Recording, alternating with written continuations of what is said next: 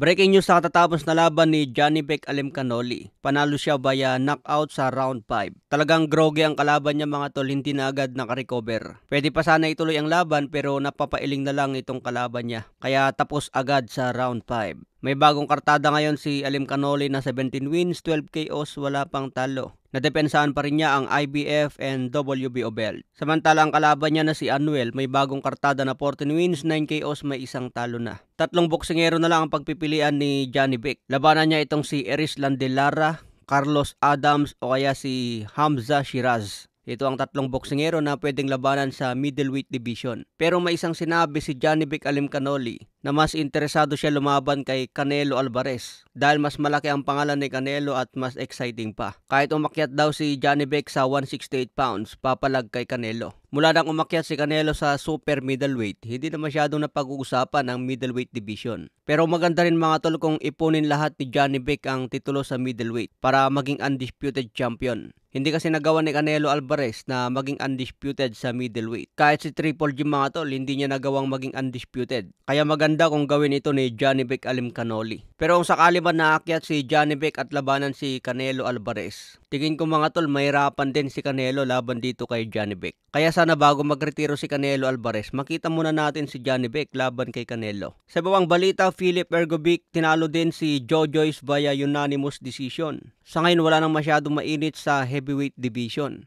Ang gusto na lang ng fans na pwede maglaban dyan si Tyson Fury versus Anthony Joshua. Bukod dyan mga tol, wala nang mainit ngayon na laban sa heavyweight division. Tinalo na kasi ni Usyk si Tyson Fury at si Anthony Joshua, kahit itong si Daniel Dubois. Sa iba pang balita, Teofimo Lopez, pinaghahandaan na ng todo si Arnold Barboza. Kailangan hindi ito maliitin ni Lopez mga tol dahil matinig din itong si Arnold Barboza. Dedepensa ni Lopez ang kanyang WBO super lightweight belt. Nagbabalak na rin si Lopez na umakyat sa welterweight division. So abangan natin ang laban niya sa May 2, undercard ni Ryan Garcia versus Rolly Romero. Sa ibang banda naman, the ring and IBF champion na si Jai Opetaia. Sinabing interesado na lumaban kay Alexandre Usyk. Ito nga po ang number 1 ngayon sa cruiserweight division. Matapos daw niya talunin si Zurdo Ramirez, interesado din siya na labanan si Dimitri Bivol. Pero hindi raw bababa ng division si Jai Opetaia. Kailangan umakyat si Bivol sa cruiserweight. Kung aakyat naman itong si Jai Opetaia sa heavyweight, si Alexandre Usyk ang gustong sagupain. Malakas din itong si Jai Opetaia mga tol, kaya maganda kung makalaban ito ni Dimitri Bivol. May nakatakdang rematch pa si Bivol kontra Artur Beterbiev. Pero bago mangyari ang trilogy, baka ibabakante na ni Bivol ang kanyang WBC belt dahil inuutosan ito ng WBC na depensa ng titulo kay David Benavides. Okay mga tol, yan lang muna ang update natin.